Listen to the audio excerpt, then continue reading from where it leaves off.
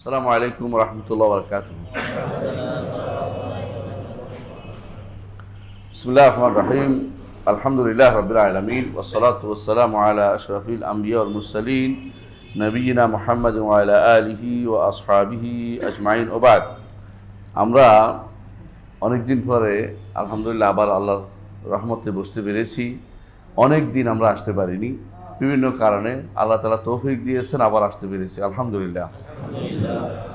যে বইটি নিয়ে আমরা আলোচনা করছিলাম সেটা হচ্ছে লোমাতুল ইতিকাদ। লোমাতুল ইতিকাদ অর্থ হচ্ছে আকীদার মধ্যে সর্বনিম্ন যা না হলে নয়, এটা অর্থ লোমাতুল ইতিকাদ, মানে আকীদার সামান্যতম একটা পারিতোষিক, মানে যেটা না হলে নয়, এটুকু ধরেন আকীদার জন্য যা দরকার, তবে বিশাল দরকার জিনিস, কিন্তু এটা হলো অল্প সামান্য, যত সামান্য না হলে নয়, ওটা লোমাতুল ইতিকাদ অর্থ।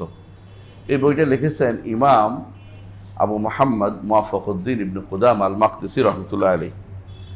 এই ইমাম বিশ্ববিখ্যাত একজন ইমাম, এই জন্য তার একটা কিতাব আছে আল মুগনি, ফিকহের মধ্যে হাম্বলি মাযহাব বলতে পারেন পুরোটাই এটার উপর নির্ভর করতেছে, এই ফিকহের উপরে। এবং বেশিরভাগই ইবনে কুদামা রহমতুল্লাহ আলাইহি বড় গুণ হচ্ছে তিনি আবার উসুলও লিখছেন। উসুলের মধ্যে গ্রন্থ লিখেছেন রাওদাতুন নাযির ওয়া জুন্নাতুল মুনাযির, এই গ্রন্থ লিখেছেন। তো ইবনে কুদামা রহমতুল্লাহ আলাইহি তিনি আবার ছাত্র হচ্ছে ইমাম আব্দুল কাদের জিলানী রহমতুল্লাহ আলাইহির ছাত্র।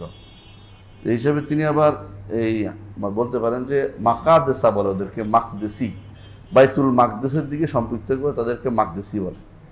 তো যে সমস্ত আলেম বাইতুল মাকদেস থেকে বের হয়েছে, বড় বড় বিখ্যাত আলেম, ওদের মধ্যে উনি একজন। উনিও আলেম, ওনার বাবাও আলেম, ওনার চাচারা আলেম, ওনার মানে ওই পরিবার পুরোটাই হচ্ছে এলমের পরিবার, পুরা পরিবারটা এলমের পরিবার। এই জন্য ওনারা হিজরত করেছেন এলমের কারণে। তাতারদের আক্রমণের সময় বিভিন্ন জায়গাতে হিজরত করে তারা সিরিয়া আসছেন, সিরিয়া থেকে বাইতুল মাকদেস ছিলেন, বাইতুল মাকদেস থেকে এখানে অবস্থান করে তাদের নাম হয়ে গেছে জাম্মাইল এলাকাতে ছিলেন। তারপরে বিভিন্ন জায়গা থাকার কারণে তাদের নাম হচ্ছে মাকাদেসা বা মাকদেসি বলা হয়।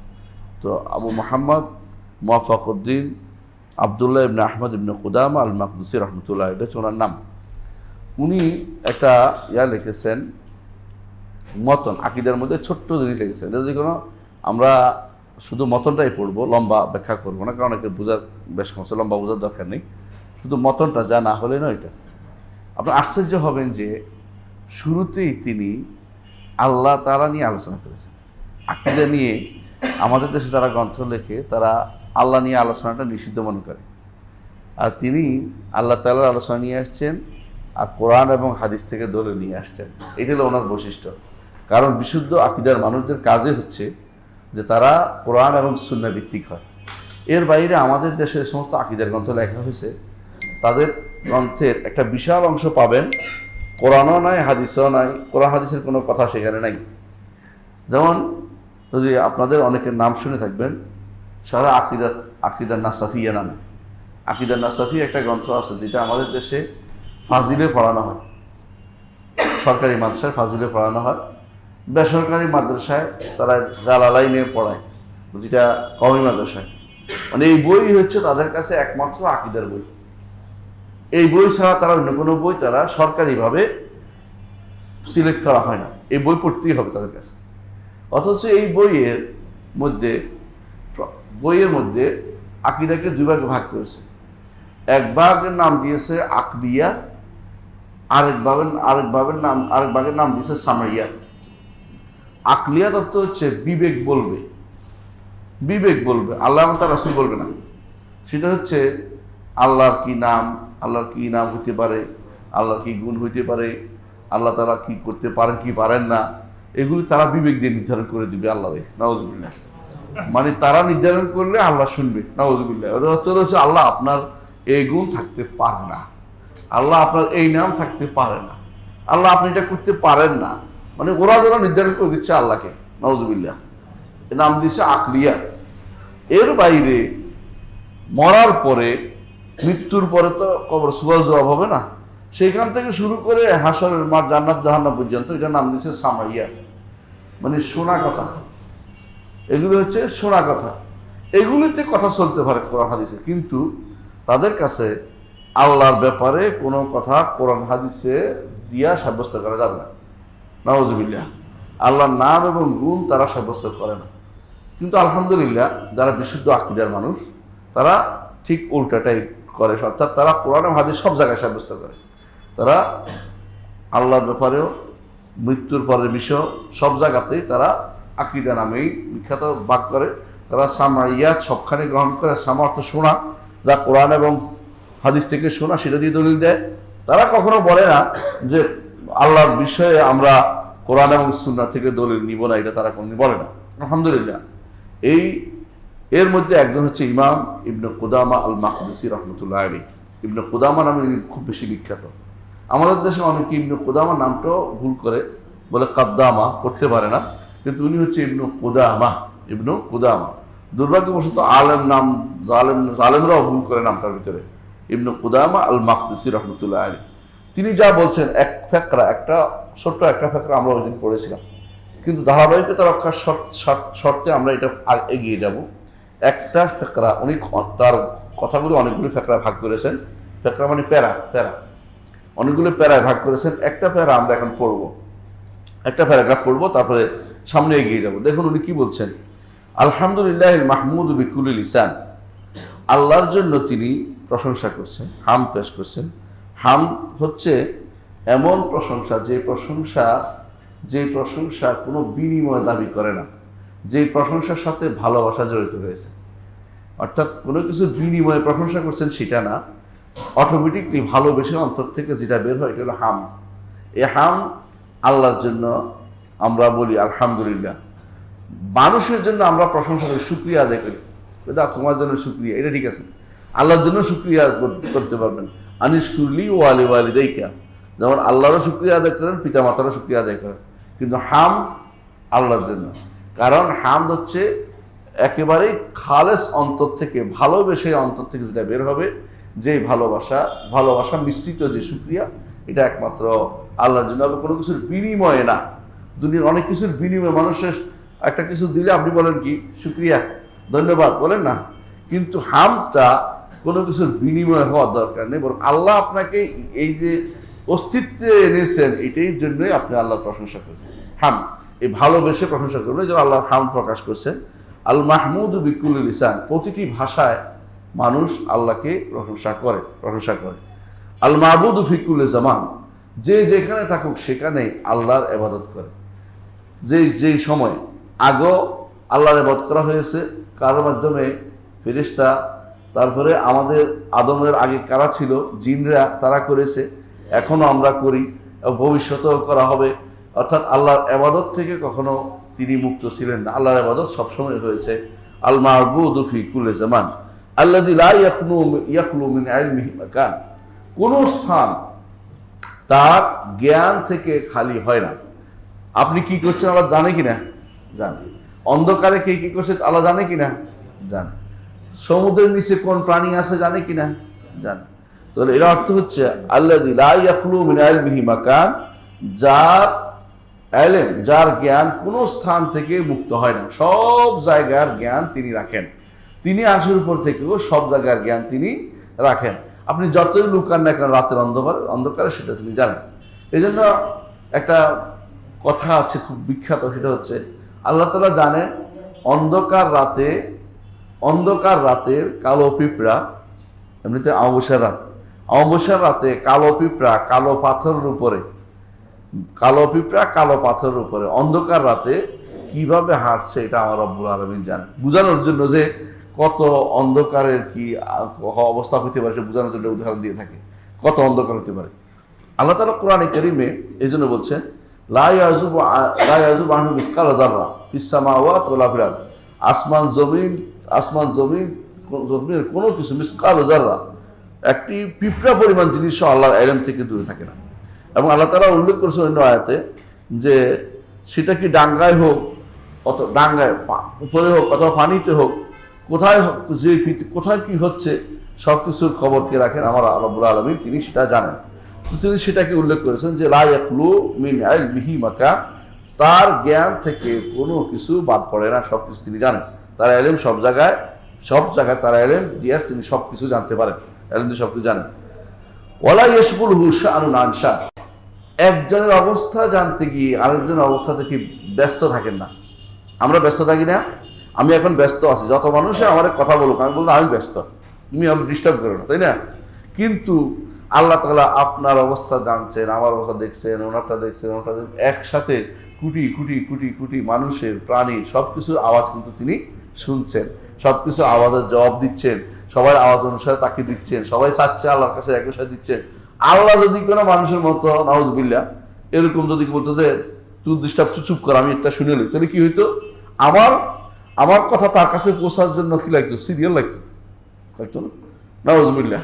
তিনি এরকম না, তিনি হচ্ছেন যে তার কোনো অবস্থা তাকে অন্যের অবস্থা থেকে ব্যস্ত করে রাখে না, কোনো অবস্থা ব্যস্ত করে রাখে না, বরং তিনি একই সাথে লক্ষ কোটি মানুষের, লক্ষ কোটি প্রাণীর আরজি তিনি শুনতে পান, সবার তিনি সমস্যার সমাধান করে থাকেন।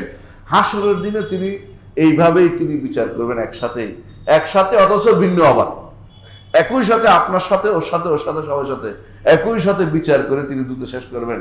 না হলে আপনি যদি একটু চিন্তা করেন, সৃষ্টির শুরু থেকে যত মানুষ আছে, সৃষ্টির শেষ পর্যন্ত এই মানুষগুলোর একটার পর একটা হিসাব যদি ভিন্ন ভিন্ন, যে এটা শুনতে পারবো না, ওটা আগে শুনে লই, তাহলে কিন্তু বিপদের এক শেষ আপনি পারবেন। বরং তিনি এত সব কিছু পরেও তিনি অতি দ্রুত হিসাব গ্রহণকারী, এজন্য তিনি বারবার বলছেন সারিউল হিসাব, দ্রুত হিসাব গ্রহণকারী। কারণ কোনো ব্যস্ত রাখে না তাকে, কোনো কিছু তাকে ব্যস্ত রাখে না। জাল্লা আনিল আশবাহি ওয়াল আন্দাদ, তিনি আশবাহ এবং আন্দাদ থেকে মুক্ত। আশবাহ এবং আন্দাদ দুইটা শব্দের অর্থ বুঝতে হবে। আশবাহ অর্থ হচ্ছে মতো, তার মতো কিছু হওয়া থেকে তিনি সম্পূর্ণরূপে মর্যাদাবান, অর্থাৎ তার কোনো দিক থেকে তার মতো হতে পারবে না। অর্থাৎ তার হাত আছে কিন্তু আমাদের হাতের মতো না, বুঝছেন তো?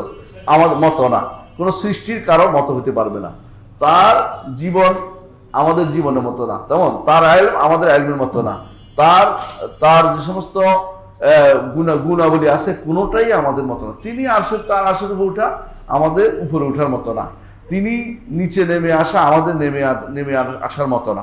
তিনি প্রতি রাতেই নিকটতম আসমানে নামেন, কিন্তু আমরা নামতে হলে কি করি? এক পা দুই পা সিঁড়ি দিয়ে নামি, তাই না? আমরা নামলে উপরে আর থাকতে পারি না। এই কোনোটাই আল্লাহর জন্য কল্পনা করা যাবে না। যে তাহলে এইটার বিপদে পড়ে অনেকে বলে, যদি তিনি নিকটতম আসমানে নেমে আসেন তো আসমান তো ঘুরতেছে, সারা পৃথিবী একদম নিকট, শেষ রাত্র তো সব জায়গাতে হচ্ছে, তাহলে আল্লাহ আরশের উপর কখন আসেন? এটা কখন কেন বলছে? ভুলটা কোথায় হচ্ছে? আপনি নিজের নামাকে আল্লাহর নামাকে নিজের নামার উপর কিয়াস করতেছেন, এই জন্য হচ্ছে। আল্লাহর নামা আপনার নামার মতো না, বুঝে আসছে? আল্লাহর উপরে উঠাও আপনার উঠার মতো না, আল্লাহ শোনাও আপনার শোনার মতো না। তবে শব্দে মিল হবে, অর্থ মিল হবে, কিন্তু ধরনে মিল হবে না। শব্দ অর্থ মিল হবে, কিন্তু ধরনে মিল হবে না। এই জন্য বলা হয়েছে জাল্লা আনিল আশবাহি, তিনি যে কোনো রকমের যে মত হওয়া থেকে, যেটাকে বলে সাদৃশ্য হওয়া থেকে তিনি সম্পূর্ণরূপে মহা সম্মানিত সত্তা। আর আন্দাজ এবং শিরিক থেকেও তিনি মুক্ত, যাবতীয় নিদত্তর শিরিক। এই জন্য কোরআনে কারিমে প্রথম নির্দেশ হচ্ছে তাওহীদ। ইয়া আইয়ুহান নাস উবুদু রাব্বাকুমুল্লাযী খালাকাকুম ওয়াল্লাযীনা মিন ক্বাবলিকুম লাআল্লাকুম তাত্তাকুন। এরপর আয়াত আল্লাযী জাআলা লাকুমুল আরদা ফিরাশান ওয়াস সামাআ বিনা ওয়া আনজালা লাকুম মিনাস সামাই মাআন ফাআখরাজা বিহি মিনাস সামারাতি রিজকান লাকুম ফালা তাজআলু লিল্লাহি আনদাদা ওয়া আনতুম তা'লামুন। আন্দাদ, এই আন্দাদে জগৎ নষ্ট করে দিল। আন্দাদ অর্থ হচ্ছে শরীক। আল্লাহর সাথে শরীক সাব্যস্ত করো না। আল্লাহর সাথে শরীক কেমন সাব্যস্ত করে এটা তো বুঝেনি আপনি। আল্লাহর মতো আরেকজন আল্লাহ খুব কম লোকে সাব্যস্ত করছে শরীক কোন একটা দিক দিয়েই। যে কেউ যদি বলে আল্লাহর যেমন ক্ষমতা আছে ওলিয়া উলিয়াদেরও তেমনি ক্ষমতা আছে, বরবাদ, শরীক হয়ে গেল। বুঝছেন না কথাটা? কেউ যদি বললো আল্লাহর যেমন এলমে গায়েব আছে, ওলি আল্লাহদেরও কি আছে? এলমে গায়েব আছে, শরীক সাব্যস্ত হয়ে গেল। বুঝে আসছে? আল্লাহ যেমন ইবাদত পাইতে পারে, ওলি আল্লাহরও একটু একটু পাইতে পারে। কি হলো? শরীক সাব্যস্ত হয়ে গেল। বুঝতে পারছেন? তাহলে বোঝা গেল যে শরীক সাব্যস্ত হওয়া থেকে তিনি সম্পূর্ণ মুক্ত। অর্থাৎ আল্লাহর সাথে কাউকে শরীক করা যাবে না। শরীক হওয়ার প্রশ্নই আসে না, প্রশ্নই আসে না। একটু যদি কেউ চিন্তা করে যে আমার মতো ক্ষুদ্র অলি আল্লাহ যাদেরকে আমরা বলতেছি, এদেরকে আল্লাহ যদি রহমত না করতো, ওদের পক্ষে দুনিয়াতে আসা সম্ভব হতো না। ওদের পক্ষে, ওরা তো মৃত্যু মরে গেছে, যদি মরেই যায়, যে মরে যায় তার পক্ষে বড় কিছু দাবি করা সম্ভব না।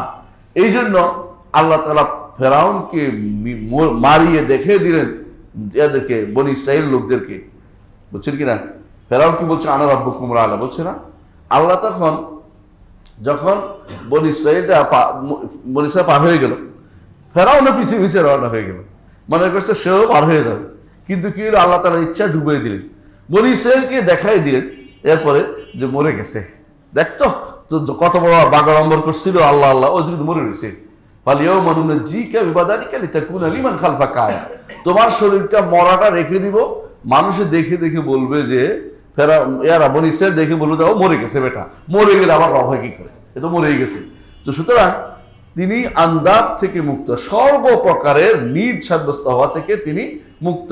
আন্দাজত্ব শরীক, কোরআনে কারীমে আন্দাজত্ব শরীক অর্থে আসছে, ঠিক হাদিসেও আসছে। রাসূলুল্লাহ সাল্লাল্লাহু আলাইহি ওয়াসাল্লাম বলেছেন যে, রাসূলুল্লাহ সাল্লাল্লাহু আলাইহি ওয়াসাল্লামকে একজন জিজ্ঞাসা করেছেন আইয়ুদ্দাম বা'আদাম, সবচেয়ে বড় গুনাহ কোনটি? রাসূলুল্লাহ সাল্লাল্লাহু আলাইহি ওয়াসাল্লাম বলেছেন আনতা জাআলা লিল্লাহি নিদ্দান ওয়া হুয়া খালাকাকা, সবচেয়ে বড় গুনাহ হচ্ছে আল্লাহর জন্য নিদ সাব্যস্ত করবে অথচ তিনি তোমাকে সৃষ্টি করেছেন। নিদ অর্থ হচ্ছে শরীক, আল্লাহর জন্য তিনি সৃষ্টি করেছেন আর তুমি বলো যে আরেকজনে আর মধ্যে কি আছে, কোনো একটা কিছু একটা আছে। অনেকে সন্তান না পাইলে দরবারে ঘুরে, হ্যাঁ, বিভিন্ন দরবার তো বুঝছে, ওই দরবারে ঘুরে এরপরে বলে যে আমার এই সন্তান অমুক অলির ওসিলা, অমুক অলির কারণে পাইছি, অমুক অলির, এই জাতীয় জিনিস যারা বলে তো শিরক সাব্যস্ত করতেছে, কোনো সন্দেহ নেই। কারণ অলি কোথাকার কি, অলি কোন কাজে লাগে? এখানে কিছুই না। আল্লাহ তাআলা আল্লাহ তাআলা কোরআনে কারীম বলেছেন যে ইয়াজআলু মান ইয়াশাউ আকিবা, যাকে ইচ্ছা তাকে আল্লাহ বন্ধা করে, যাকে ইচ্ছা তাকে ছেলে দেন, যাকে ইচ্ছা তাকে মেয়ে দেন, যাকে ইচ্ছা তাকে ছেলে মেয়ে উভয়টা দেন। আল্লাহ শব্দ উল্লেখ করেছেন ওয়াজআলু মান ইয়াশাউ আকিমা, আর যাকে তার ইচ্ছা তাকে তিনি বন্ধা করে দেন। দেখুন আশ্চর্য হবেন। এবং যাকে ইচ্ছা তাকে সন্তান নিয়েও যান, কোনো ওলি আল্লাহর কোনো ক্ষমতা নেই। যেমন মুহাম্মদ রাসূলুল্লাহ সাল্লাল্লাহু আলাইহি ওয়াসাল্লামের 6 সন্তান মারা গেছে তার জীবদ্দশায়, রাসূল কিছুই করতে পারেন নাই সন্তানের বাঁচানোর জন্য, কারণ এটা তার ক্ষমতার বাইরে, এটা রব্বুল আলামিন। এখানে যদি কেউ রব্বুল আলামিনের কাজ কেউ যদি এখানে দাবি করে তাহলে সে কি করলো? নিদ সাব্যস্ত করলো, শরীক সাব্যস্ত করলো। আর মানব জীবনের জন্য সবচেয়ে ক্ষতিকর জিনিস হচ্ছে নিদ সাব্যস্ত করা। এই জন্য আমাদের ইমাম বলতেছেন তাজাল্লা আনিল আশবাহি ওয়াল আন্দাদ, যে তার সাথে সাদৃশ্য হবে এটা থেকে তিনি কতই না উপরে, ওয়াল আন্দাদ, এবং তিনি তার সাথে শরীক করবে এটা থেকে তিনি কতই না তিনি মর্যাদাবান। তারপর তিনি বলছেন ওয়া তানাজ্জাহা আনি সাহিবাতি ওয়াল আওলাদ, আর তিনি পবিত্র। তানাজ্জাহ তো পবিত্র, তাসবিহ বলি না আমরা, তাসবিহ অর্থই তানজিহ, তাসবিহ অর্থ সাব্বাহা, যখন বলি সুবহানাল্লাহ বলি, সুবহান রাব্বিয়াল আযীম বলি না, সুবহান রাব্বিয়াল আলা। সুবহান পবিত্র, অর্থাৎ তিনি এই সমস্ত জিনিস থেকে মুক্ত। বুঝে আসছে? আমার রব আজিম, তিনি তার নামে যে সমস্ত জিনিস মানুষ রটনা করে তা থেকে তিনি মুক্ত। আমার রব বিশাল উপরে, তিনি সবকিছুর উপরে, তার নামে যে সমস্ত জিনিস কেউ রটনা করে যে তিনি বান্দার ভিতরে আছেন, তিনি মানুষের শরীরে আছেন, এ থেকে তিনি মুক্ত। তিনি আজিম, তিনি বড়, তিনি আলী, তিনি উপরে। এইটাই আমরা তাসবিহ যখন পাঠ করি, সুবহানাল্লাহ যখন পাঠ করি, আল্লাহর কাছে কেন প্রিয় 4টি কালিমা? কারণ আল্লাহকে পবিত্র করা হয়েছে, আল্লাহকে খারাপ গুণ থেকে মুক্ত করা হয়েছে, ভালো গুণ তাকে দেয়া হয়েছে। এই জন্য দেখেন সূরা সাফফাতের শেষের দিকে আল্লাহ তাআলা বলেছেন সুবহান রাব্বিকা রাব্বিল ইজ্জাতি আম্মা ইয়াসিফুন, আপনার রবের তাসবিহ, সুবহান রাব্বিকা রাব্বিল ইজ্জা, যিনি সম্মানিত রব, আম্মা ইয়াসিফুন, ওই সমস্ত গুণাগুলি থেকে তিনি পবিত্র যেগুলি তারা বলে থাকে। কারা বলে? আরবের মুশরিকরা বা কাফেররা বা এই উম্মতের মধ্যেই খারাপ গুণ তাকে যারা দিয়ে থাকে। খারাপ গুণ কেমনে দেয় জানেন? বলে যে তিনি হচ্ছেন একটি কারণ, তিনি হচ্ছেন প্রকৃতি, আল্লাহর নাম দিচ্ছে বিভিন্ন রকমের, কেউ তিনি হচ্ছেন এই নাম। আল্লাহকে আল্লাহ যে সমস্ত নাম দেন না, নতুন নতুন নাম তারা আবিষ্কার করে। আল্লাহকে আল্লাহ যে সমস্ত গুণ দেন না, সেগুলি তারা নতুন করে দেয়। এইগুলি হচ্ছে খারাপ গুণ দিয়ে আল্লাহকে গুণান্বিত করা। এই থেকে পবিত্র করার কারণে আল্লাহ তাআলা বলছেন কোরআনে কারীমে সুবহানা রাব্বিকা রাব্বিল ইজ্জাতি আম্মা ইয়াসিফুন, যে তারা যে সমস্ত গুণাবলী দিচ্ছে, খারাপ গুণ, এ থেকে পবিত্র হচ্ছেন আমার রব। এই রব হচ্ছে কতই না তিনি পবিত্র। ওয়া সালামুন আলাল মুরসালিন, সাথে সাথে রাসূলদেরকে তিনি সালাম দিলেন। কারণটা কি জানেন তো? কারণ রাসূলরা খারাপ গুণে আল্লাহকে গুণান্বিত করে না, কাফেররা করে। রাসূলরা সবচেয়ে ভালো গুণে আল্লাহকে গুণান্বিত করে। ভালো গুণের কথা আল্লাহ রাসূলদের মুখে শুধু আল্লাহর ভালো গুণের প্রকাশ পায়। আল্লাহকে তারা আল্লাহ আপনি তো মিথ্যা কহিতে পারেন না, আপনি তো অন্যায় করিতে পারেন না, আপনি তো গুণে, এই সমস্ত কথাবার্তা বলে না। বরং তারা কি বলে সবসময়? আপনি সবচেয়ে বড় গুণের অধিকারী, আপনি রহমত করেন, আপনি দয়া করেন, আপনি আমাদেরকে ক্ষমা করেন, এগুলি বলে। আর যেটা যারা পারেন না, নো নো নো, নেগেটিভ, এরা কি? আল্লাহ আপনি সৃষ্টির ভিতরেও নন, আপনি সৃষ্টির বাইরেও নন, আপনি আর্দ নন, আপনি জাওহার নন, আপনি এটা নন, আপনি এটা নন, শুধু নো নো নো।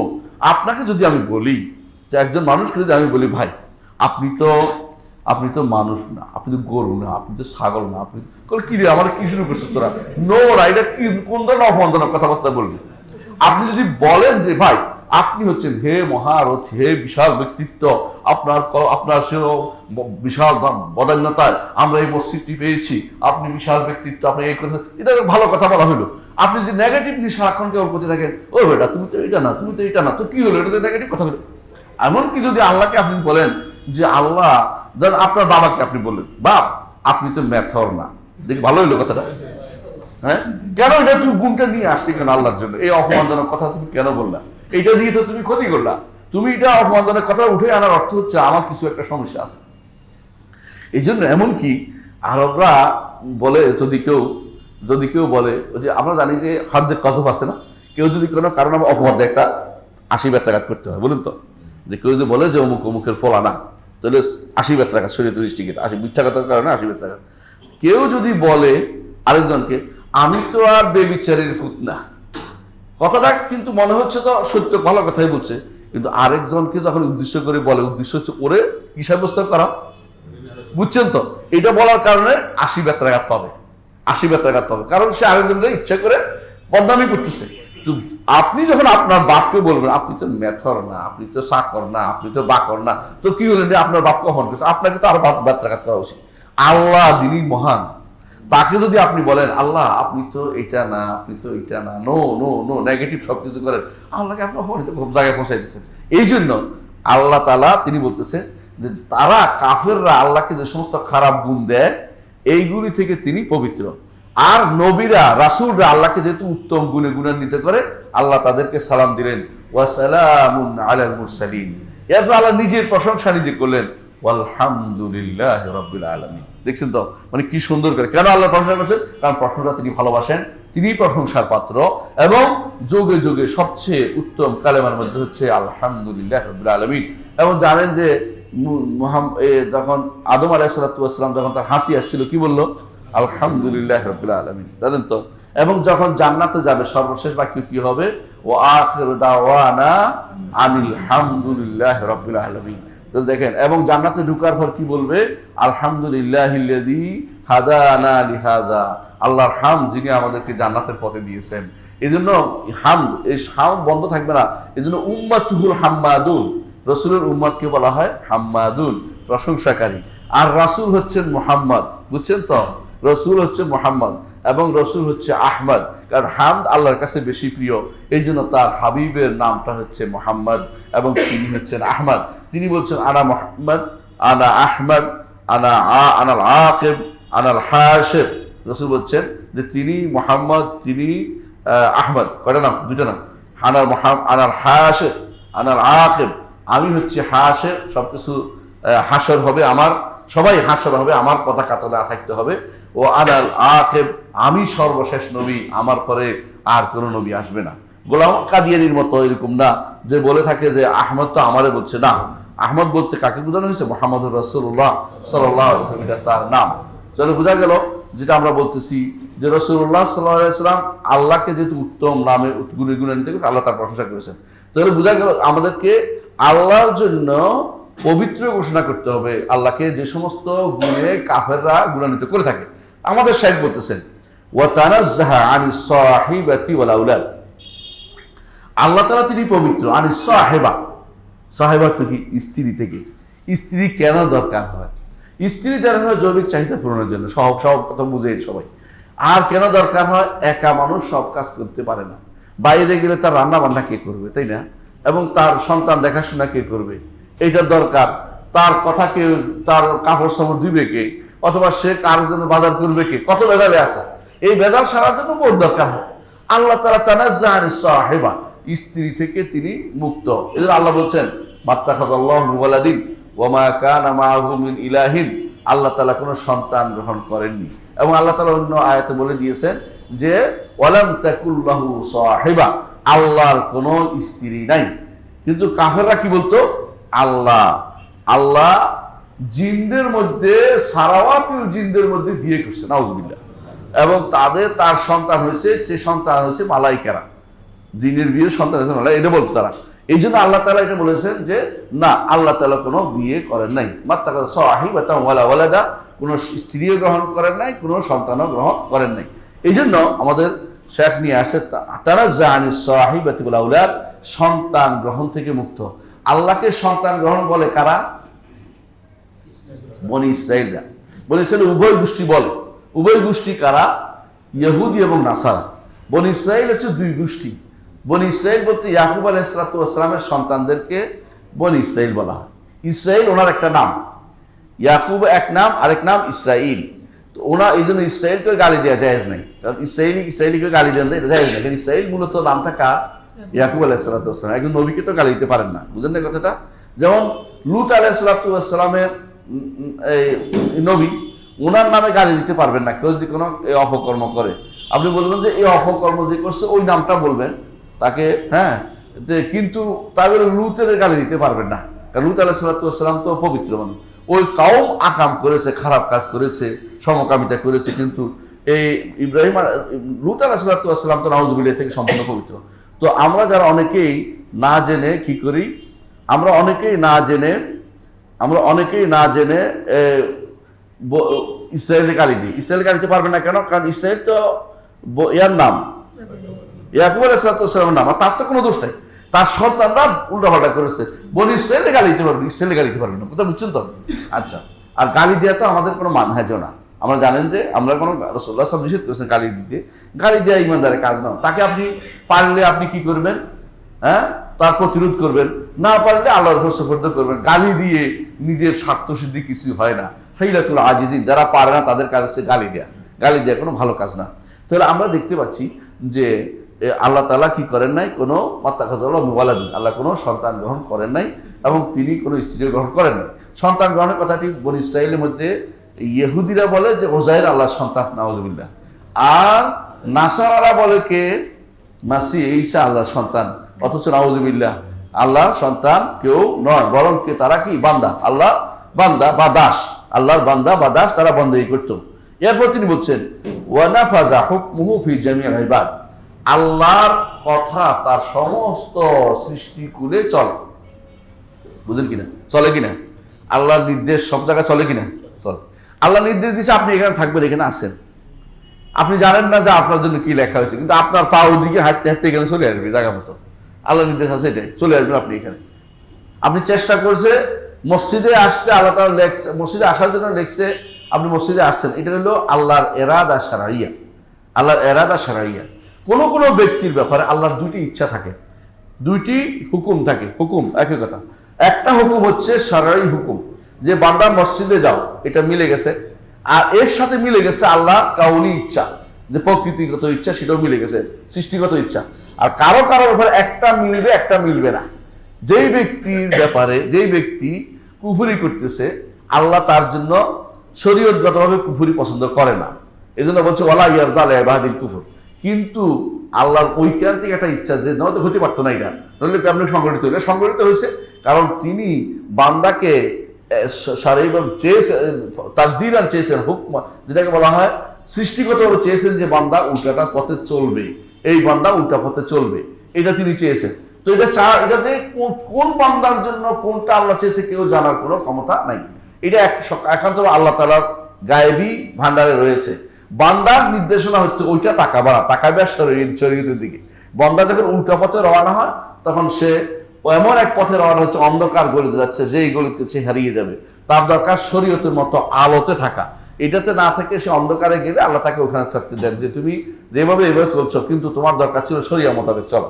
তাহলে এখানেও নাফাজা হুকমুহু ফি জামিল ইবাদ, যত বান্দা আছে, বান্দা কি আমরা বান্দা না? মানুষ, জিনেরা কি বান্দা? ফেরেশতারা বান্দা। ফেরেশতারা কি কোনো অপরাধ করে না? এই জন্য আমরা বলে থাকি যে ওয়াত্তাবাউ মা তাতলু শায়াতিন আলা মুলকি সুলাইমান ওমা কাফারা সুলাইমান। হারুত মারুতের ব্যাপারে, হারুত ও মারুতের ব্যাপারে আমরা এই জন্য বলে থাকি যে ফেরেশতাদেরকে আল্লাহ এই মাদ্দা দেননি, অপরাধের মাদ্দা। অপরাধ করার মতো কোনো প্রবণতা তাদের নাই। এই জন্য অনেকেই তাফসীর করে থাকে মালাকাইনে, হারুত মারুত আসলে ফেরেশতা না, এটা হচ্ছে মালাকাইনে, দুইজন রাজার নাম। ইমাম ইবনে কাসির রহমাতুল্লাহ আলাইহি উল্লেখ করেছেন, তাফসীর দেখে নিন, উল্লেখ করেছেন। অর্থাৎ যদি ফেরেশতা না, আল্লাহ এক্সেপশন করেছেন, ফেরেশতা না হলে তারা ছিল দুইজন রাজা।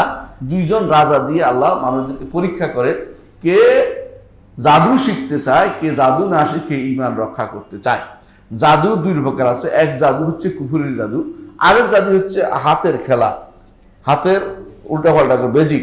ওই ম্যাজিকটার কথা আমরা বলছি না, ম্যাজিকটা তো সময় নষ্ট করা, এটা তো জায়েজ, আমরা এটা বলতেছি না, কিন্তু এটা কুফুরি না, কাফের হয়ে যাবে না। কিন্তু যেই জাদুটা মানুষকে পরিবর্তন করার জন্য যা মুখে চায় তা বানিয়ে ফেলে, ওই জাদুটা হচ্ছে শিরকি জাদু। কারণ সে আল্লাহ তাআলা, সে তাদেরকে নিষেধ করা হয় যখনই শিখে, তখনই শুধু এটা শিখো না, শিখলে তোমার ঈমান চলে যাবে।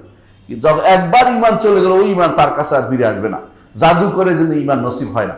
এই জন্য জারির ইবনে আব্দুল্লাহ বাজিল রহমতুল্লাহ আলাইহি দেখছেন যে এক লোকে গরু সামনে দিয়ে ঢুকে পিছন দিয়ে বের হচ্ছে। তিনি বলে আচ্ছা ঠিক আছে, এক কোভে শেষ করে দিয়েছেন। এখন বলতে পারেন তিনি কেন করলেন? কারণ তাদের এই ক্ষমতা দেয়া ছিল খলিফাতুল মুসলিমিন থেকে, খলিফাতুল মুসলিম ওমর তখন এই ক্ষমতা দেওয়া ছিল, তারা প্রত্যেকটি মানুষে এক একজন বিচারক, তারা বিচার করতে পারতেন। কিন্তু এখন সেই ক্ষমতা নাই, এই জন্য প্রত্যেকে জাদুঘর দেখলে মেরে ফেলে কাজ করেন নাই, আবার আমার দোষ দিবেন না পরবর্তীতে। তো বলতে চাচ্ছি তাদের এই ক্ষমতা দেওয়া ছিল বলে তারা করেছে। কিন্তু কেন মারছে? কারণ সে তো ইমানদার হতে পারবে না কোনোদিন, সে মানুষদের ধোকা দিচ্ছে, জাদুকর বানাচ্ছে, শিরকির দিকে নিয়ে যাচ্ছে, এই জন্য তাকে ফিতনা বন্ধ করার জন্য সেটা করেছেন। আচ্ছা, তাহলে আমরা যে কথা বলতে চাচ্ছি, তার নির্দেশ সমস্ত সৃষ্টিকুলের মধ্যে বাস্তবায়িত হবে। ফেরেশতা হোক, মানুষ হোক, জিন হোক, গরু হোক, ছাগল হোক, যত প্রাণী আছে সমস্ত আল্লাহর দাসের মধ্যে সবগুলোর মধ্যে তার নির্দেশ বাস্তবায়িত হবে। হ্যাঁ, আল্লাহর চাঁদকে বলেছেন সূর্য, আর চাঁদকে বলেছেন 28 দিনে পৃথিবী অতিক্রম করছে, ঠিক না?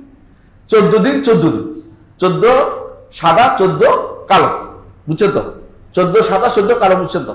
14 দিন। যদি একদিন গোপন থাকে তাহলে 29 দিনে, 29 দিনের মাস হয়। 2 দিন গোপন থাকলে 30 দিনের মাস হয়, 30 দিনের মাস হয়। তো এই যে দেখা, এই যে চাঁদ গোপন মানে দেখা যাচ্ছে না, তার জায়গাটা কত চিকন, কত হালকা জায়গা দেখা যায় না বলেই সেটা মাস এভাবে হয়।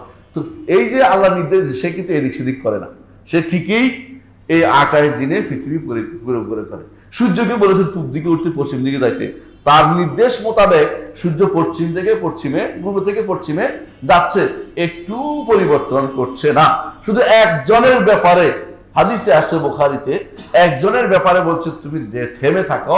সূর্য থেমেছিল, তিনি ছিলেন ইউশা বিন নুন। ইউশা বিন নুন, কারণ সূর্য ডুবলে শনিবার চলে আসে, শুক্রবার বিকেলবেলা সূর্য ডুবলে শনিবার চলে আসে। ওদের যুদ্ধ শেষ হয় নাই।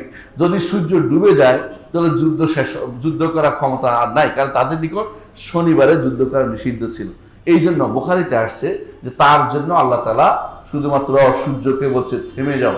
যদি কোনোদিন এই তথাকথিত এখনকার বৈজ্ঞানিকরা হিসাব করে সূর্যের চলনে, তারা এই দিন সময়টাকে পাবে যে একটু সময় দেরি হয়েছিল, সূর্য কেন বের করতে পারবে না। কিন্তু আমরা জানি যে এটা আল্লাহর নির্দেশে বলেছেন কে, ইন্নাকে মা'মুরা ওয়া আনা মা'মুর। ও সূর্য, তুমি নির্দেশ প্রাপ্তা, আমিও নির্দেশ প্রাপ্ত। তুমি নির্দেশ প্রাপ্তা চলার, আর আমি নির্দেশ প্রাপ্ত যুদ্ধ করার। এবং তুমি যদি ডুবে যাও আমার বিপদ, তুমি থেমে থাকো, আমি যেন যুদ্ধটা শেষ করতে পারি। এবং সেই জন্য থেমেছিল, একমাত্র ওই ছাড়া কারোর জন্য যুদ্ধ কি থামে নাই, সূর্য থেমে থাকেনি। আর যা বর্ণনা আসে আলীর জন্য, অমুকের জন্য, শিয়াদের বর্ণনা এগুলি বিশ্বাস করা যাবে না, কারোর জন্য সূর্য থেমে থাকে না। তাহলে বোঝা গেল নির্দেশ আল্লাহর অনুসারে সবাই চলে, আমরাও চলি। আমরা যদি কোনো আল্লাহর নির্দেশ অনুসারে চললেই আমরা যথেষ্ট না, আমাদের জন্য অতিরিক্ত একটা আছে, সেটা কি? হ্যাঁ, যে সূর্যের যে নির্দেশ সেই নির্দেশ চললে আমাদের যথেষ্ট না। অর্থাৎ সূর্যের নির্দেশটা কিরকম আমি বলি, তাকে এইভাবে ফিট করা হয়েছে, এটা অনুসারে চলবে। আমাদের নির্দেশ হচ্ছে ওইভাবে চোখ না, আমাদেরকে বিবেক দিয়েছে, কোরআন দিয়েছে, হাদিস, বুঝছেন তো, রাসূল দিয়েছেন, আমাদেরকে বলছে ওই নির্দেশ কি লিখছে ওইটা খুঁজিও না, ওইটা চলতেও চলবে তুমি, তোমার হচ্ছে কোরআন হাদিসের নির্দেশ অনুসারে তোমাকে চলতে হবে। এটা পড়ো, বুঝো, এটা অনুসারে শুনে তুমি জীবনযাপন করো, এবং তোমার সলাতে আসো, সলাত থেকে যাবে, এই সব নির্দেশনা তোমাকে এই নির্দেশ দিতে হবে। এই জন্য আল্লাহর হুকুম দুই প্রকার, হুকমে শারঈ, হুকমে কাউনি। বান্দার জন্য মানুষ এবং জিন এবং ফেরেশতা, এই তিন জাতির জন্য এই হুকুম দুই প্রকার। আর বাকি যারা আছে সবার জন্য হুকুম একটাই, সেটা হচ্ছে আল্লাহ যা নির্ধারণ করছে ওইটাই করছে, কারণ তাদেরকে শরীয়তের কোনো নির্দেশনা নাই। তারা শরীয়তের নির্দেশনা, তারা সূর্যকে বলছে চলতেছে সে, এমন না যে সূর্য ইচ্ছা করলে বলে আমি চলবো না, আমি বাঁকা হয়ে গেলাম, সুযোগ নেই তাদের, বুঝে না? আপনাকে একটু বাঁকা হওয়ার সুযোগ দিছে, বাঁকা হলে জাহান্নাম দিব, কিন্তু তারপরে আপনি বাঁকা হচ্ছেন, তাহলে আপনার জন্য জাহান্নাম রয়ে গেছে। বলছে আল্লাহ ইচ্ছা করলে আপনাকে এইভাবেই জাবরিয়া বানাইতে পারতেন, যে আমি তুমি কিছু করতে পারবা না, এটা আল্লাহ ইচ্ছা। কিন্তু কাদেরিয়া বানাই তুমি আমি সব করবো, বান্দা করতে, এটা কোনোটাই না। আল্লাহ দুইটাই দিয়েছেন, একটা নির্ধারণ করে দিয়েছেন, একটা অনির্ধারিত রেখেছেন। একটা নির্ধারণ করে দিয়েছেন কোনটা, যে আল্লাহ তুমি কোথায় লাস্ট ডেস্টিনেশন তোমার কোথায় হবে, জান্নাত জাহান্নাম নির্ধারিত। আর আরেকটা হচ্ছে আপনার হাতে, যে আপনি কি দেখবেন, কোরআন সুন্নাহ পড়বেন, আপনি পড়ে শুনে যদি চলেন জান্নাতে যাবেন, না শুনে চললে কোথায় যাবেন, জাহান্নামে যাবেন। বুঝে আসছে কথাটা? তো এটাই বলছে যে আল্লাহর নির্দেশ অবশ্যই বাস্তবায়িত হবে বান্দার উপরে, এটার জন্য কেউ অস্বীকার না করে, আল্লাহর নির্দেশ বাস্তবায়িত হবেই হবে। আচ্ছা, এরপরে তিনি বলতেছেন লা তুমাসসিহুল উকুলু বিত্তাকফির, তাই বিত্তাকফির। এখানে আমরা থেমেছিলাম, কিন্তু আশা পিছনের দিকে আবার পড়ছি, কারণ অনেকেই ছিলেন না নতুন দাস, এই জন্য। লা তুমাসসিহুল উকুলু বিত্তাকফির, যে বিবেক দিয়ে আল্লাহকে চিন্তা করে, যে আল্লাহকে একটা আল্লাহর জন্য একটা ধরন সাব্যস্ত করে ফেলবো, আল্লাহর জন্য একটা তার মতো কিছু একটা বানিয়ে ফেলবো, অথবা আল্লাহর জন্য সাদৃশ্য একটা কিছু বানিয়ে ফেলবো, পারবেন না। কারণ একটা জিনিস চিন্তা করেন, যদি আপনি এই টেবিল বানাইতে হয়, তাহলে দুইটা জিনিস হতে পারে। একটা হচ্ছে এই টেবিলটা দেখে আরেকটা দেখে টেবিল বানাবেন, তাই না? তাই তো, একটা দেখে আরেকটা বানাতে পারেন, অথবা এটা দেখছি আমার মাথায় আছে, দেখে মাথায় আরেকটা বানাতে পারেন। একটা হলো পুরোটা দেখে দেখে বানাবেন, একটা হলো দেখে মাথায় আন্দাজ করে নিয়ে বানাবেন, এটাই তো। আল্লাহকে কেউ দেখছি, আল্লাহর মতো কিছু দেখছি? তাহলে আল্লাহর মতো দেখি নাই, আল্লাহকে দেখি নাই, তাহলে তাকে আমরা কিভাবে তার মতো কিছু সাব্যস্ত করতে পারবো চিন্তা করে? কখনো পারবো না, কখনো পারবো না। কারণ তার সত্তাকেও দেখি নাই, নাম দেখি নাই, নামগুলি কিভাবে তিনি নাম দ্বারা হচ্ছেন সেটা দেখি নাই, গুণগুলি কিভাবে তিনি গুণান্বিত দেখি নাই, তাহলে তার মতো কিছু বানাতে পারবো না। তাহলে কি করতে হবে? যে জিনিসটা করতে হবে সেটা হচ্ছে যে তিনি যা বলেছেন সেটা বিশ্বাস করতে হবে। অর্থ বুঝি, ধরন বুঝি না, অর্থ বুঝি, ধরন বুঝি না, শব্দ বুঝি, অর্থ বুঝি, কিন্তু ধরন বুঝি না, এটা মানতে হবে। এজন্য তিনি বলতেছেন যে ওয়ালা তাতাওয়াহামুল কুলুব বিত্তাসবির, যে ফটো করব অন্তরের ভিতরে ধারণা করে, মনে করে যে আমি যদি ধরেন কোনোদিন মেশকাতে দেখি নাই, তো মেশকাতে দেখি না, মেশকাতের মতো মানুষ তো, তাই না?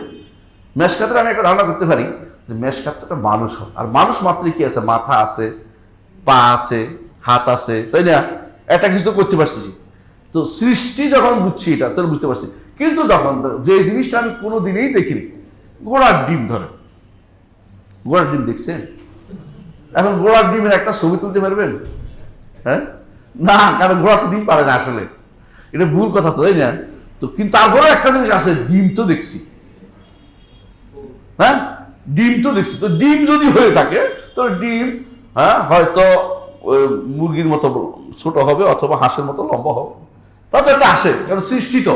কিন্তু রব্বুল আলামিন তো স্রষ্টা, স্রষ্টা তো আর নাই, তিনি তো একজন, তার কোনো কিছুই আমার কাছে নাই। এমনকি তার নাম কোনো কিছু না মিলতেছে না, গুণও মিলতেছে না, কোনো কিছুই মিলতেছে। সুতরাং তার কোনো কিছু চিন্তা করে ফটো বানাইতে পারবো এমন কিছু কিন্তু নাই। মানে ফটো দিয়া তৈরি করে ফেলতে পারবো যে তার মতো একটা ফটো খিচে দিয়ে বানাই দিই না, এমন কিছু করার কোনো সুযোগ আমাদের কাছে নাই। তাহলে আমরা বুঝতে পারছি যে লা তাতাওয়াহামুল কুলুব বিত্তাসবির, অন্তরসমূহ ধারণা করে কোনো একটা ফটো বানাইতে পারে না আল্লাহ, পারে না।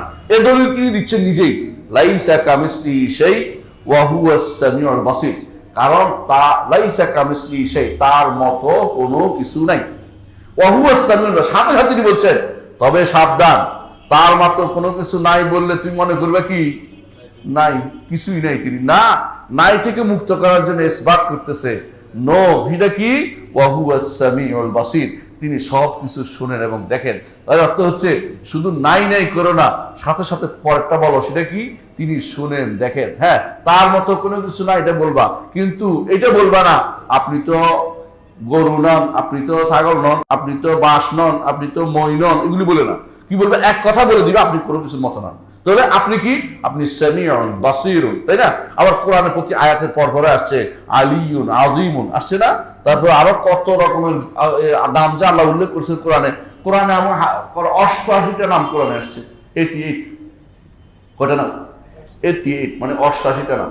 আর হাদিসে আরো 18টা নাম আসছে। কয়টা হলো? 99টা নাম। 99টা নাম। এবং কোন কোন হাদিসে আরো বেশিও দেখা যায়। এই 99 বলতে গিয়ে মানুষের ভিতরে যে বিপদ হয়, সেটা যদি আমি একদিন দেখাইতে পারি, আপনারা আমার সাথে বসেন, দেখবেন আশ্চর্য হয়ে যাবে। কারণ আল্লাহর ইচ্ছা যে 99টা কোথাও একসাথে আসবে না, খুঁজে বের করতে হবে। বান্দা পড়বে পড়বে আর জানবে, যত পড়বে ততই জানতে পারবে আল্লাহর মাহাত্ম্য। এই জন্য আল্লাহ তাআলা নাম দিয়েছেন, এখানে দিয়েছেন 99, 88টা, আর আরো ওখানে 18টা মিলাতে যাই আপনি কিন্তু অনেক লম্বা ফিরিস্তি হয়ে যায়। 18 হয় না, 108টা হয়ে যায় যদি হাদিস সবগুলি ধরা হয়। আর কোনটা যদি কোনো আমি কিছু বাদ দিই, কিছু নেই, 88 99 মিলানো মহা কষ্টের ব্যাপার হয়ে দাঁড়ায়। এটা আমি দেখেছি এ পর্যন্ত কোন আলেম 99 মিলিয়ে দিয়া শান্তিতে নাই, করলাম একটা দেখা যায়। আর কেউ কি করে?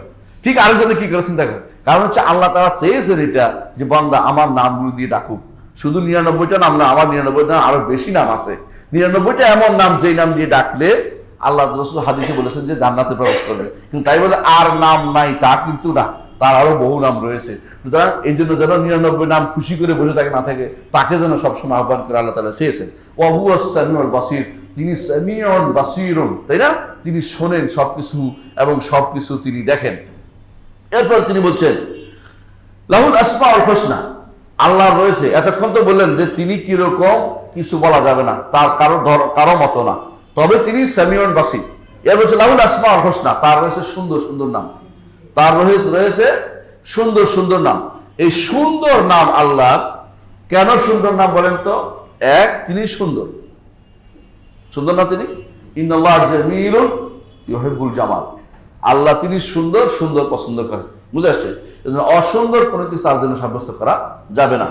2 নম্বর হচ্ছে তার নামগুলোর ভিতরে সুন্দর সুন্দর গুণ রয়েছে।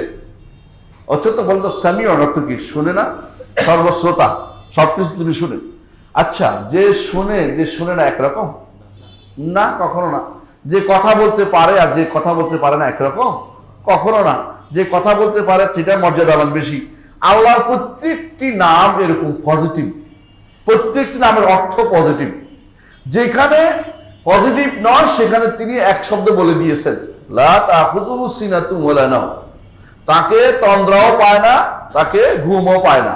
এটা বলেন নাই যে তিনি 3 দিন ঘুমান, 4th দিন উঠেন, এই জাতীয় আজেবাজে কথা বলেন নাই। বরং এক কথা বলেছেন, যেটা মানুষের জন্য সবচেয়ে দুর্বলতম পয়েন্ট হচ্ছে ঘুম। বিশ্বাস করেন, আমি আজকে আসে নিচে ঘুমাই গেছি, ঘুম থেকে উঠে নামাজ পড়ছি, তো আপনাদের সাথে। এর অর্থ হচ্ছে দুর্বলতম পয়েন্ট হচ্ছে ঘুম। মানুষ অনবরত না ঘুমায় থাকলে রোগী হয়ে যায়। ঘুমানো তার জন্য একটা দুর্বলতম পয়েন্ট হলো তার জন্য পজিটিভ। না ঘুমাইলে ওষুধ খেয়ে ঘুমায় মানুষ, তার জন্য পজিটিভ, কিন্তু আল্লাহর জন্য নয়। আমরা কেন পজিটিভ? কারণ আমরা না ঘুমাইলে দুর্বল হয়ে পড়ি, এরপরে আমাদের কাজ করার ক্ষমতা থাকে না, শেষ। ঘুম আসে না। হ্যাঁ, যে কোনো আমার ঘুমাইতে হবে, মাথা উঠে যাচ্ছে, মাথা ব্যথা করতেছে, সিল দিতেছেন, ঘুমাইলে এরপরে বলেন যে আলহামদুলিল্লাহ শান্তি, মহা শান্তিতে আছি, এখন মাথা ঠিক হয়েছে, তাই না? কিন্তু রব্বুল আলামিন তো কোনো কিছু তাকে অপারগ করে দেয় না, সেই কোনো কিছু তাকে অপারগ করে দেয় না। হ্যাঁ, আল্লাহ তাআলা কোনো কিছু করতে কোনো অপারগ হয়ে যায় না। তো যেহেতু ওহু আলা কুল্লি শাইইন কাদির, এবং কোনো কিছুতেই তিনি তাকে আজেজ করতে পারে, অপারগ করতে পারে না, সেহেতু ওমা কান আল্লাহ ইউজিজাহু মিন শাই, কোরআন আল্লাহ বলে দিয়েছে, সেহেতু তার জন্য ঘুমে আসতে হবে, ঘুম আসতে তার শরীর ভালো হবে, নাউযুবিল্লাহ, এই জাতীয় কথাবার্তা আমরা কখনো বলি না। কারণ আসলে তিনি সৃষ্টির মতো নন। তবে তিনি পজিটিভলি আমরা উল্লেখ করি যে তিনি কাদির, তিনি আজিম, তিনি কাদির, তিনি সব আলিম, সব জানেন। তিনি কোনো ওমা মাসসানামিল লুগুব, তিনি বলছেন আসমান জমিন তিনি 6 দিনই সৃষ্টি করেছেন, তবে তাকে কোনো ক্লান্তি পায় নাই। এই জন্য কেউ যেন বলে না যে তিনি ক্লান্ত হয়ে গেছেন। কারা বলে? ইহুদিরা বলে। কি বলে? আল্লাহ তাআলা 6 দিনে আসমান জমিন সৃষ্টি করে, হ্যাঁ, কি করছে? রবি, সোম, মঙ্গল, বুধ, বৃহস্পতি, শুক্র, কয় যে 6 দিনে আসমান জমিন সৃষ্টি করছে। শনিবারে তিনি ক্লান্ত হয়ে গেছে, নাউজুবিল্লাহ। ক্লান্ত হয়ে পায়ের উপর পা তুলে শুয়ে গেছে, নাউজুবিল্লাহ। মানে এই বদমাশি সবসময় খারাপ কথা বলতো আল্লাহ সম্পর্কে। এরা ছাড়া আর কেউ এত খারাপ কথা কেউ বলে নাই। অর্থাৎ ইহুদিরা সবসময় আল্লাহ সম্পর্কে নেগেটিভ কথাবার্তা বলার মধ্যে তারা খুব ওস্তাদ ছিল। এরা আরো কি বলতো আপনারা জানেন? যে এরা কি বলতো? যে ওয়াকালাতুল ইয়াহুদু ইয়াদুল্লাহি মাগলুলা, আল্লাহর হাত লুলা। লুলা বুঝেন তো? আল্লাহর হাতে কাম করতে পারে না, আমাদেরকে টাকা পয়সা দেয় না, সব টাকা পয়সা কেবল অন্যদেরকে দিয়ে দিচ্ছে, এই জন্য তারা এটা বলে। আল্লাহর হাত বদ্ধ, আবদ্ধ, তারা বলে। আরো এরকম তারা আল্লাহ সম্পর্কে খারাপ কথা বলতো। কিন্তু আল্লাহ তাআলা কোরআনে কারীমে ইহুদিদের এগুলি বিরুদ্ধে বলেছেন, বাল ইয়াদাহু মাবসুতাতান, আল্লাহর দুটি হাত প্রশস্ত, তিনি অনবরত দান করে যাচ্ছেন। এটা আল্লাহ তাআলা দিয়েছেন। এর অর্থ হচ্ছে আল্লাহর হাত প্রশস্ত, তিনি অনবরত দিচ্ছেন। সাহহাউল লাইলি ওয়ান নাহার, রাত দিন অনবরত মানুষকে দিচ্ছেন। আমাকে নিঃশ্বাস করার যিনি দিচ্ছেন, আপনাকে দিচ্ছেন, আপনাকে পানির ব্যবস্থাপনা করে দিচ্ছেন, শরীরটা সুস্থ করতেছেন, কোটি কোটি কোটি কোটি প্রাণীকে তিনি লালন করতেছেন। আপনি আপনার একটা সন্তানকে 2 দিন বলে আপনি 1 দিন 1 মিনিট লালন করতে পারবেন না, চিল্লায় বলবেন যে পারবো না, মরে যাক, আমি আর পারি না, চিন্তা করবেন। বউ চিল্লানো শুরু করে, কিছুক্ষণ পরে হাসপাতালে নিয়ে যাওয়া পারতেছি না। কিন্তু আপনি দেখেন কোটি কোটি প্রাণীকে তিনি লালন পালন করছেন। উমা মাসানা মিন লুগুব, তাকে কোনো ক্লান্তি পেয়ে বসে না। এটাই হচ্ছে ইমানদার বিশ্বাস করবে, এটা যে তিনি তার রয়েছে সুন্দর সুন্দর গুণাবলী। আজ তার নাম, আল্লাহর নামগুলি সবগুলি সুন্দর, কারণ তার গুণগুলি কি সুন্দর। গুণ সুন্দরের কারণে নামগুলি সুন্দর হয়।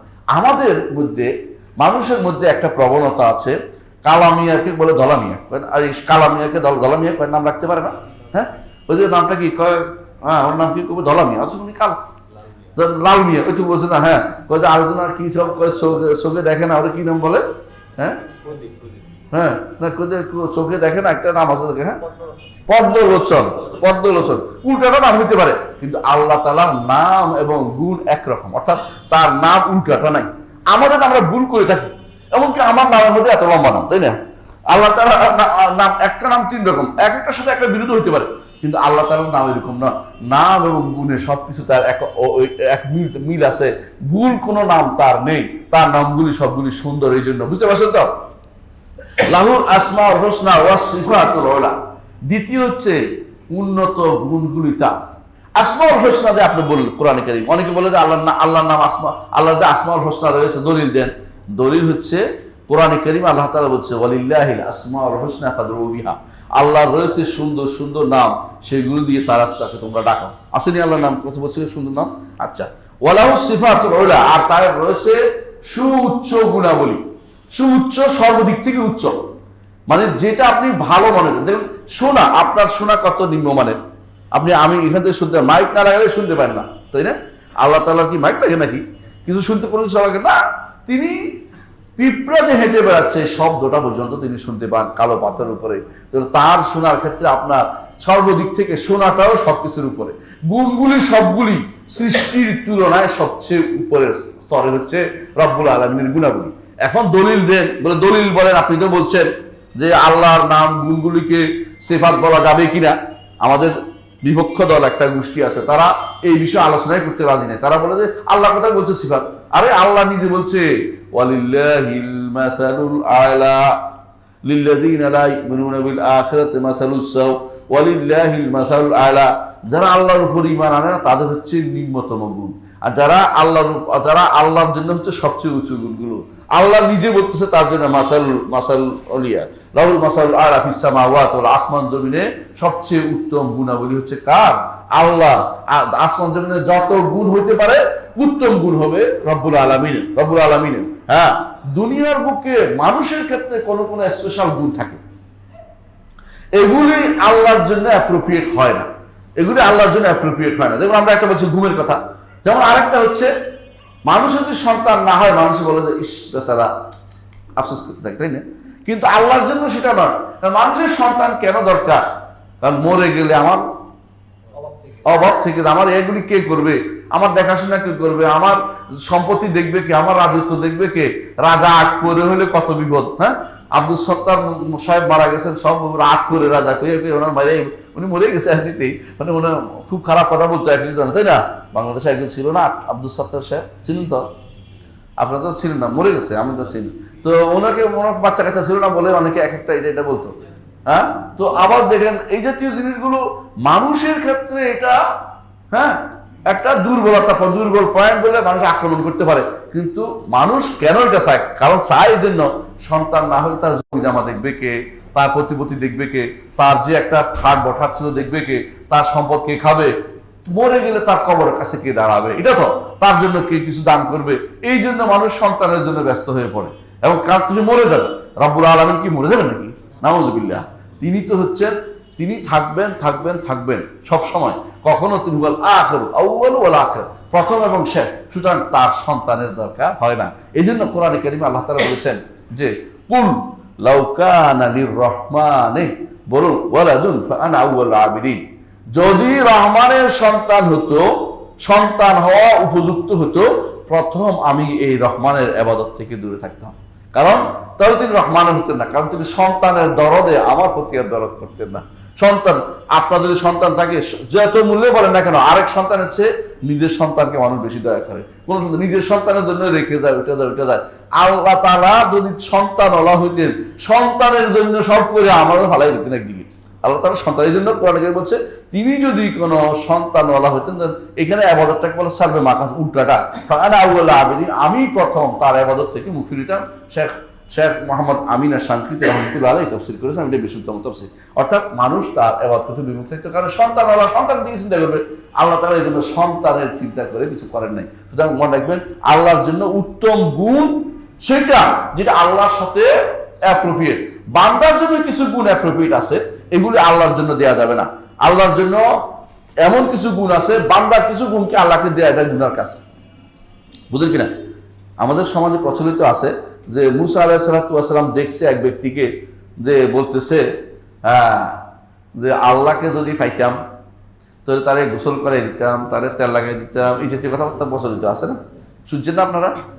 এবং মুসা আলাইহিস সালাম ধমক দিছে, তুই কি বলিস এগুলি? তো নাকি উপর থেকে নাকি কথা নাজিল হয়েছে, ওয়াহি আমুদ সুয়ে মুসা আজ খোদা বন্দায়ে রাম আছে কারদি মিজুদা, অর্থাৎ আমার বন্দাকে কেন ভাব থেকে আলাদা করে দিলে, আমার বন্দাতে এগুলি সব গাঁজাখুরি গল্প, কি গাঁজাখুরি বানোয়াট কথা, এগুলি কোনোদিনই ঘটে নাই, এগুলি কোনোদিনই ঘটে নাই। এগুলি যদি ঘটতো কোরআনে আসতো, এগুলি ওদের বানোয়াট কথা, ইহুদি নাসারাদের কথা আইনে আমাদের হুজুররা ওয়াজ করে বিভিন্ন জায়গায় ওয়াজ করতেছে, বানোয়াট কথা। আল্লাহ তাআলার জন্য ওই তেল দেয়া মাথা, এগুলো আপনার জন্য ভালো, তেল দিয়েছে ঠান্ডা হয়েছে মাথা, আল্লাহর জন্য এই সমস্ত কর্মগুলি সাব্যস্ত করা যাবে না। বুঝে আসছে? আমরা এই আর একটু কথা বলে শেষ করছি। দলিল দিচ্ছে আর রহমান আল আরশি ইস্তাওয়া, আল্লাহর যে উত্তম নামগুলো, উত্তম গুণগুলো আছে, প্রথম দলিল হচ্ছে আর রহমান ও আল আরশি ইস্তাওয়া, রহমান আরশের উপর উঠেছেন। এই প্রমাণ আল্লাহ বলছে আরশের উপর উঠে একটা গুণ, যে ব্যক্তি কিছু করতে পারে না সে ভালো, না করতে পারে সে ভালো, করতে পারে সে ভালো। তিনি আরশের উপর উঠেছেন। লাহু মা ফিস সামাওয়াতি ওয়া মা ফিল আরদি, তার জন্য আসমানে যা কিছু আছে, ওয়া মা ফিল আরদি, জমিনে যা কিছু আছে, ওয়া মা বাইনাহুমা, আসমান জমিনের মাঝখানে কি আছে গো? গ্রহ নক্ষত্র নিহারিকা কত কিছু আজ আবিষ্কার হয়েছে না, সবগুলি হচ্ছে মা বাইনাস সামাই ওয়াল আরদ, আসমান জমিনের মাঝখানে। এটা মালিকানা কার? আল্লাহ। বুঝছেন তো? এরা কষ্ট করে আবিষ্কার করে, মালিকানা কার? আল্লাহ। তো কষ্ট করে আবিষ্কার করি বা কি করবি? টুইটারে পারবি ট্রেনে আয় না বাংলা, ভূমির সাথে পৃথিবীর সাথে ট্রেনে আয় না মঙ্গল ঘরে আইনা একটু স্টাপলার মারি দে, তো আমরা ওখানে একটু দৌড়াদৌড়ি করি, এটা তো পারবি না। এটা তো তোর ক্ষমতা নাই। তো আমার রব্বুল আলামিনের মালিকানা নিয়ে তোদের এত টানাটানি কিসে? আসমান জমিনের মাঝখানে যা আছে সব হচ্ছে এগুলি, আর কিছুই না। ওয়ামা তাহতাস সারা, মাটির নিচে কি আছে, পানির নিচে কি আছে, কার মালিকানা? কার? এগুলি আল্লাহ, এগুলির মালিক। ওয়া ইন তাজহার বিল কাউলি ফাইন্নাহু ইয়ালামুস সিররা ওয়া আখফা, যদি তুমি কোনো কথা বিস্তাজহার বিল কাউলি, কোনো কথা প্রকাশ্যে বলো অথবা তিনি গোপনে বলো, এই যেটাই তুমি বলো না কেন আল্লাহ তাআলা গোপন কথা জানেন। আখফা, গোপনের চেয়ে গোপন, যা এখনো তোমার অন্তরে উদিত হয়নি সেটাও তিনি জানেন। জানেন কিনা? জানেন, তাহলে তিনি জানেন, এটাই বলছে তিনি সব কিছু জানেন। তাহলে এইটাই আহাতা বিকুল্লি শাইইন ইলমা, আপনার সব কিছু তিনি ঘিরে রেখেছেন ইলম দিয়ে, ও তিনি সব কিছু জানেন তার ইলমের মাধ্যমে। ওয়া কাহারা কুল্লা মাখলুকিন ইজ্জাতান ওয়া হুকমান, প্রতিটি মাখলুককে ইজ্জতের মাধ্যমে, মর্যাদার মাধ্যমে, মর্যাদার দিক থেকে এবং হুকমের দিক থেকে সবকিছু তিনি দাপিয়ে রেখেছেন। অর্থাৎ আল্লাহ তার ইজ্জতের কারণে কেউ আল্লাহ তাআলার দিকে উল্টা কথা বলে বেঁচে থাকতে পারবে, টিকে থাকতে পারবে তা না, আল্লাহ তাকে পদান্ত করবেনই করবেন। ফেরাউনকে তিনি শেষ করে দিয়েছেন, তার নিচে ফেলে দিয়েছেন। এমনকি নমরুদকে কেউ তার কোনো কথার উপরে উঠতে পারেনি, কারণ তার মর্যাদা অনেক উপরে, মর্যাদা দিয়ে তিনি সবাইকে নিচে রেখেছেন, তার মর্যাদা অনেক উপরে, সমস্ত মাখলুক তার নিচে, তার নিচে ইজ্জতের দিক থেকে তিনি সবার উপরে, এবং হুকুমের নির্দেশনার দিক থেকে তার নির্দেশে কার্যকর তিনি সবার উপরে। ওয়া ওয়াসআ কুল্লা শাইইন রাহমাতান ওয়া ইলমা, সবকিছু তিনি রহমতের ইলম দিয়ে তিনি ওয়াসআতুর প্রশস্ত, অর্থাৎ তার রহমত আপনাকেও পায়, ওনাকেও পায়, ওনাকেও পায়। তার ইলম আপনাকে পায়, ওনাকে পায়, সবকিছুকে তিনি, তার রহমত সবকিছুকে পরিবেষ্টন করে আছে, তার ইলম সবকিছুকে পরিবেষ্টন করে আছে, এর বাইরে যেতে পারবে না। দলিল হচ্ছে সূরা তাহার 110 নম্বর আয়াতে আল্লাহ তাআলা বলছেন, ইয়ালামু মা বাইনা আইদিহিম ওয়া মা খালফাহুম ওয়া লা ইউহিতুনা বিইলমা, তিনি জানেন তাদের সামনে কি আছে, পিছনে কি আছে, আর তা কেউ ইলম দিয়ে তাকে ইউহিতুনা, কেউ ইলম দিয়ে তাকে কোনোদিন এহাতা করতে, পরিবেষ্টন করতে পারবে না। আল্লাহকে পরিবেষ্টন করার ক্ষমতা কারো কোনোদিন হবে না কারণ জ্ঞানের মাধ্যমে। আমরা শুধু হাসরের দিন জান্নাতে যখন যাব তখন তার চেহারা দেখতে পাবো, তখনও আল্লাহকে পরিবেষ্টন করার ক্ষমতা কারো থাকবে না। চেহারা দেখে আমরা খুশি থাকবো, এবং সেটা হবে সবচেয়ে বড় নেয়ামত, সেটা হবে সবচেয়ে বড় নেয়ামত। এই জন্য আল্লাহ তাআলা তিনি তাকে ওই গুণে গুণান্বিত করতে হবে যে গুণান্বিত তার কিতাবের মধ্যে গুণান্বিত করা হয়েছে, এবং তার নবীর তার মুখে যেগুলি আল্লাহ তাআলা যে সমস্ত গুণ দিয়েছেন সেই সমস্ত গুণে আল্লাহকে গুণান্বিত করতে হবে। কিয়াস করে একটা শব্দ বাড়ানো যাবে না। কিয়াস করে বোঝেন কিনা, যে মাখলুকের জন্য তো এটা উত্তম, আল্লাহর জন্য এটা উত্তম, এই জাতীয় কথাবার্তা বলা যাবে না। আল্লাহ কোরআন এবং সুন্নাহর বাইরে একটি শব্দ বাড়িয়ে বলা যাবে না। আশা করি এই বিষয়টি আমাদের বুঝে আসছে। ইনশাআল্লাহ আমরা পরবর্তী দর্শে দ্বিতীয়টা নিয়ে আলোচনা করব, দ্বিতীয় প্যারা নিয়ে ইনশাআল্লাহ আলোচনা করব। আল্লাহ আমাদের বুঝার তৌফিক দান করুন। সুবহানাকাল্লাহু ওয়া বিহামদিকা, আশহাদু আল্লা ইলাহা ইল্লা আনতা, আস্তাগফিরুকা ওয়া আতুবু ইলাইক। আসসালামু আলাইকুম ওয়া রাহমাতুল্লাহি ওয়া বারাকাতুহু।